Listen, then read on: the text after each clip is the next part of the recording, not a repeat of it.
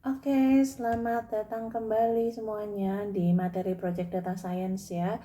Pada pertemuan kali ini kita masuk ke fase yang sering dianggap sebagai tahapan akhir dalam proyek data science, yaitu tahapan evaluasi. Namun perlu saya tekankan nih sejak awal nih dari sekarang bahwa evaluasi ini bukan sekedar penutup formal. Justru ini adalah tahapan kita menentukan apakah seluruh kerja keras sebelumnya itu benar-benar layak diterapkan di dunia nyatanya gitu. Nah, banyak nih proyek data science itu gagal bukan karena hanya algoritma yang salah atau akurasinya rendah, tapi karena solusi yang dibuat itu tidak siap digunakan untuk pengambilan keputusan. Nah, pada hari ini kita akan belajar bahwa evaluasi ini bukan hanya soal angka seperti akurasi gitu ya, tetapi soal pertanyaan yang jauh lebih penting gitu. Jadi kayak apakah solusi ini memberi nilai, bisa digunakan dan masuk akal untuk dijalankan di environment nyatanya gitu. Kayak kita lihat nih, kalau dari posisi nih,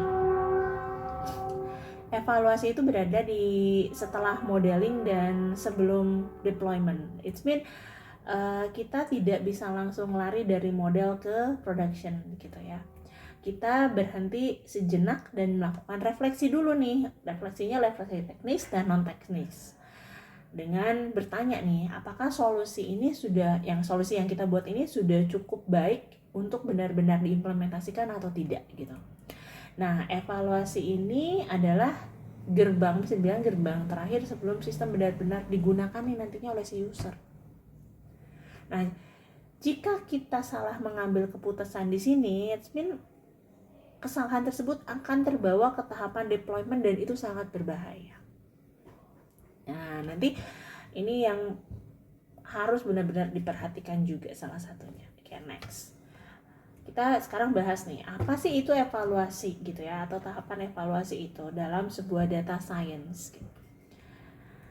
Evaluasi ini adalah tahapan untuk memverifikasi solusi data science-nya.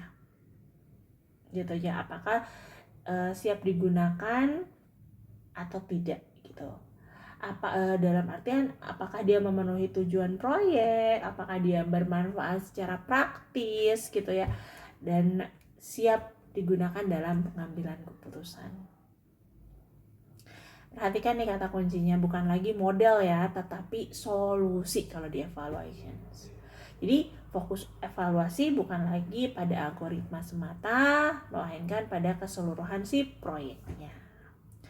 Nah, di sini kita itu mau menilai apakah solusinya ini berguna, terus apa resikonya gitu ya. Kemudian apa sih keterbatasannya dan seberapa siap sih dia digunakan dalam konteks nyata. Gitu. Oke, next. Evaluasi nih. Ini bagus nih. Evaluasi jadi kalau berkaitan dengan teknikal atau model yang bagus itu belum tentu proyeknya sukses nih. Ini poin penting yang harus kita pahami. Jadi sebuah model itu bisa memiliki akurasi yang tinggi, atau sebuah teknik itu bisa memiliki akurasi yang tinggi tetapi tetap gagal sebagai proyek gitu. Contohnya kayak gini di konkret. Modelnya akurat nih, modelnya high akuratnya tuh tinggi, akurasinya tinggi, tapi tidak menghasilkan insight yang bisa ditindaklanjuti. Atau misalkan saya punya model yang bagus gitu ya, tetapi datanya data real time yang dibutuhkan ternyata tidak tersedia. Itu juga jadi masalah gitu ya. Kemudian misalkan saya punya prediksinya benar secara statistik tetapi tidak bisa dijelaskan nanti kepada usernya atau manajernya. Nah, ini berbahaya nih. Jadi nanti rekan-rekan sebagai calon engineer dan data science, kalian harus mulai berpikir nih lintas peran, bukan hanya sebagai pembuat model tapi sebagai penyedia solusi juga gitu. Jadi kalian harus punya dua sudut pandang gitu yang bisa nanti dijelaskan nih ke user itu dengan mudah. Oke, next. Nah, input evaluasi dalam proyek data science gitu ya, dia tidak berdiri sendiri. Dia menggunakan berbagai artefak proyek sebagai bahan penilaian. Nah, di mana input utama evaluasinya itu meliputi satu, tujuan bisnis atau problem statement-nya. Kemudian matrik hasil modeling. Kemudian ada juga kualitas dan ketersediaan datanya. Kemudian ada ekspektasi stakeholder-nya itu seperti apa. Kemudian batas waktu, biaya, dan sumber daya itu juga penting. Ya, project constraint gitu ya. Nah, kesalahan umumnya adalah kita biasanya gitu ya, mengevaluasi modal tanpa melihat kembali tujuan awal si proyeknya. Ini masalah, di kesalahan utama. Padahal di evaluasi itu harus selalu bisa menjawab apakah solusi ini masih relevan dengan masalah yang ingin diselesaikan. Nah, ini jadi kesalahan utama, sering sekali terjadi. Jadi nanti kalau misalkan kalian jadi seorang data engineer, ini harus diperhatikan ya. Oke, next. Nah, kriteria evaluasi dari perspektif proyek nih, gitu ya. Sebuah proyek data science itu dievaluasi berdasarkan 5 dimensi utama. Yang pertama ada technical performance. Kalau technical performance ini kita mau menjawab pertanyaan apakah model bekerja secara teknis sesuai dengan target, gitu ya. Kemudian ada business impact nih. Business impact ini kita mau kalau pertanyaan itu apakah hasil model memberi dampak nyata pada keputusan atau proses bisnis. And then yang ketiga nih ada data readiness.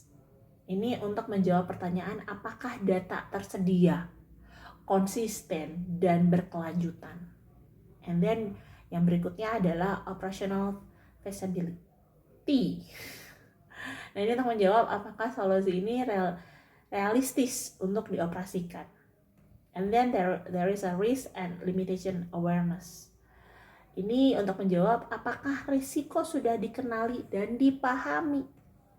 Jadi kelimanya ini gitu ya, sangat penting. Dimana jika kalian mengabaikan satu dimensi saja bisa membuat proyek gagal saat implementasi. Gitu. Ini harus dipahami ya, kriteria ini harus Anda pahami. Pertanyaan apakah model bekerja secara teknis sesuai target, apakah hasil model memberikan dampak nyata pada keputusan atau proses bisnisnya, apakah data tersedia, konsisten, dan berkelanjutan. Kemudian pertanyaan apakah solusi ini realistis untuk dioperasikan, kemudian apakah risiko sudah dikenali dan dipahami. Ini harus kalian ingat gitu, harus pastikan gitu ya, karena tadi dibilang ketika terlewat satu dimensi saja bisa membuat proyek gagal saat implementasi gitu. Oke, next. Evaluasi model berdasarkan tujuan proyeknya. Matriks evaluasi tidak boleh dipilih secara sembarangan. Dimana matriks harus selalu dikaitkan dengan tujuan proyeknya, bukan kebiasaan atau tren, gitulah.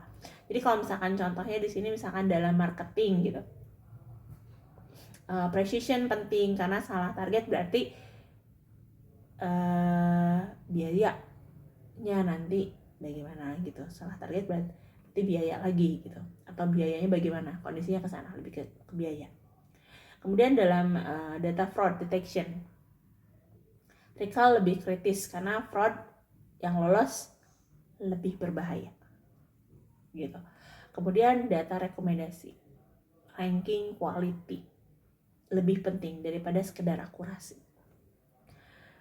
Jadi tidak ada matriks yang paling benar secara universal sebenarnya gitu ya. Itu tergantung konteksnya. Kemudian next,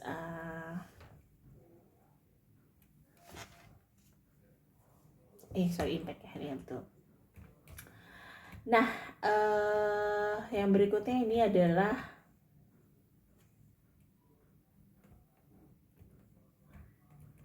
evaluasi berkaitan dengan dampak error-error pada evaluasi yang berkaitan dari dampak proyek. Nah, kesalahan model tidak semuanya memiliki dampak yang sama. Ya, karena itu kita harus menilai si errornya atau kesalahannya itu dari sisi konsekuensi, bukan hanya jumlah. Contohnya, kalau false negatif bisa berarti peluang bisnis hilang. Kalau false positif, it means bisa menimbulkan biaya atau gangguan operasional.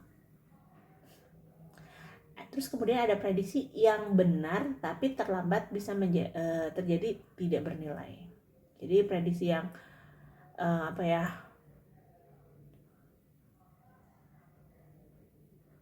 ini juga ya biasanya prediksinya timingnya gitu ya, salah atau terlambat, sehingga tidak bernilai lagi, lost value-nya sudah hilang. Inilah alasan mengapa evaluasi harus selalu dikaitkan dengan konteks proyek. Gitu. Next, evaluasi kesiapan data readiness ya.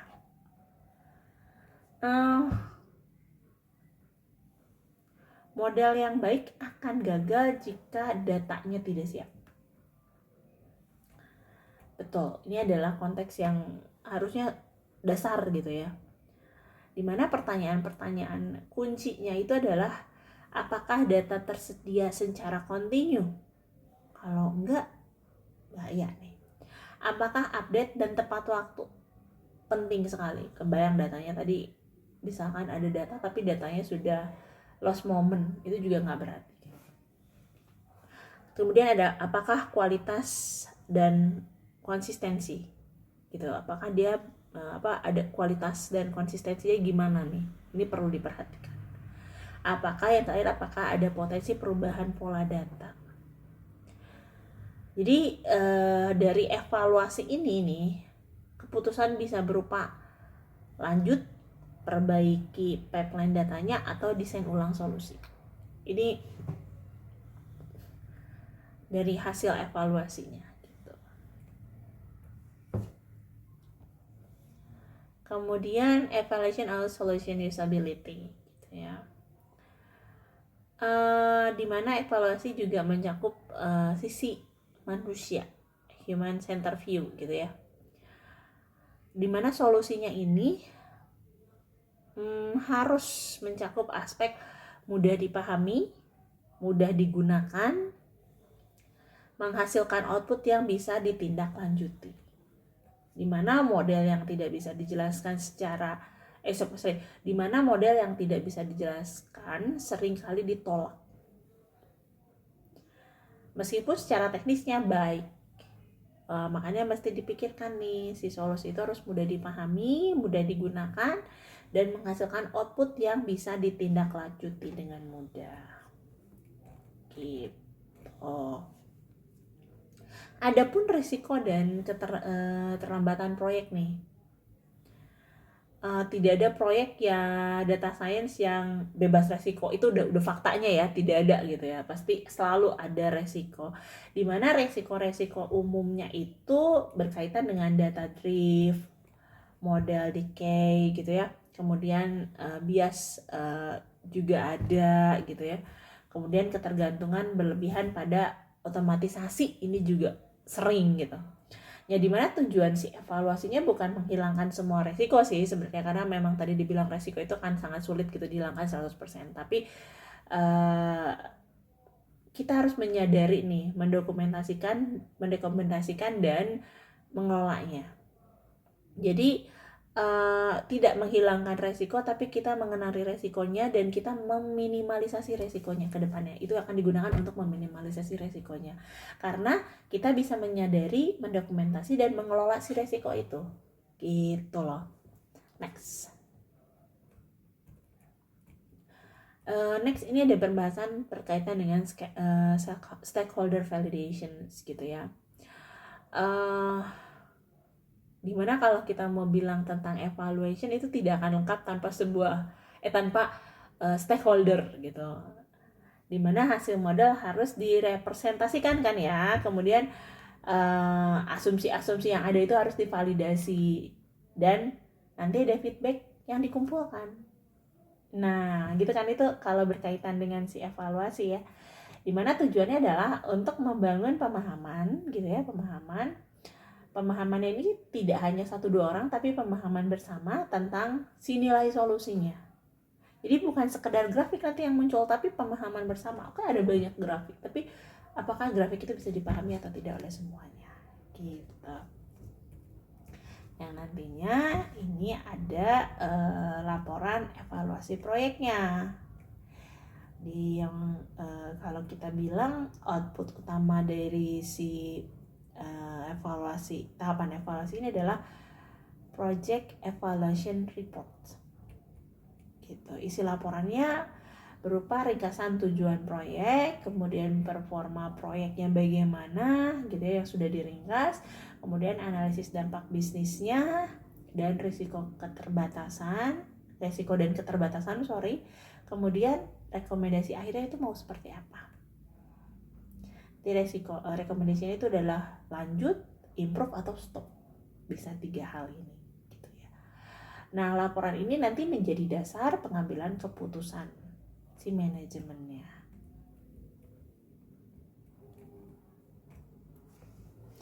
Gitu. Nah, tadi kan dipahami lah ya, ada apa sih namanya di recommendation, go, improve atau stop gitu ya. Nah, kalau kita berbicara di sini gitu ya,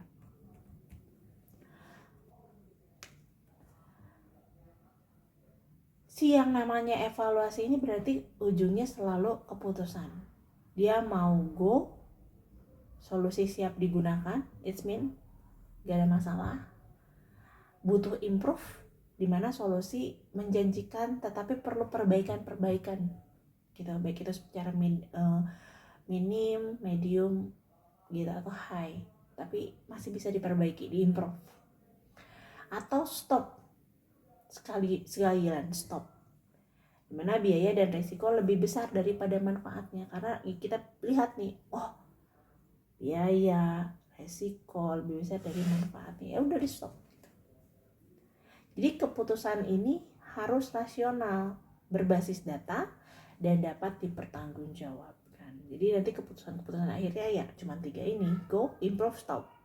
Go berarti siap digunakan karena tidak ada masalah gitu ya. Kalau improve berarti kita perlu solusinya, oke lah, tapi masih ada yang harus dipoles-poles lah gitu. Tapi kalau stop ya sudah, berarti it's mean sudah tidak menguntungkan, manfaatnya lebih rendah daripada biaya dan resiko yang akan muncul. Nah, ini ada contoh case-nya. Contoh case-nya itu untuk evaluasi gitu ya. Misalkan dalam studi kasus retail sales gitu ya, retail sales untuk forecast gitu. Modelnya cukup akurat. Namun datanya terlambat 1 minggu nih, dan hasilnya sulit dipahami si manajer jadinya kan. Kemudian keputusan evaluasinya bukan deployment, tapi perbaikan pipeline data dan dashboard dulu. Gitu, kayak gitu-gitulah. Next, dimana kalau kita berbicara berkaitan dengan evaluasi nih, kesalahan umum dalam evaluasi itu adalah biasanya fokus hanya pada matriks. Ini gak bagus deh. Kemudian mengabaikan kesiapan data, bisa juga tidak melibatkan stakeholder, bahaya nih, hati-hati ya, nanti kalau kalian jadi data science jangan sampai ini terlewatkan gitu ya. Kemudian meremehkan deployment, tidak, jangan sampai. Dan menganggap evaluasi itu sekali selesai. Nah ini penting nih, kalian nanti kalau misalkan rekan-rekannya jadi data science, jangan sampai udah dievaluasi sekali dan jangan kayak gitu, gak boleh ya. Kedepannya kalian harus lebih teliti lagi. Karena kalau saya mau bilang yang namanya evaluasi itu seharusnya bersifat iteratif. Jadi nggak bisa nih cuman sekali udah selesai. No gitu ya.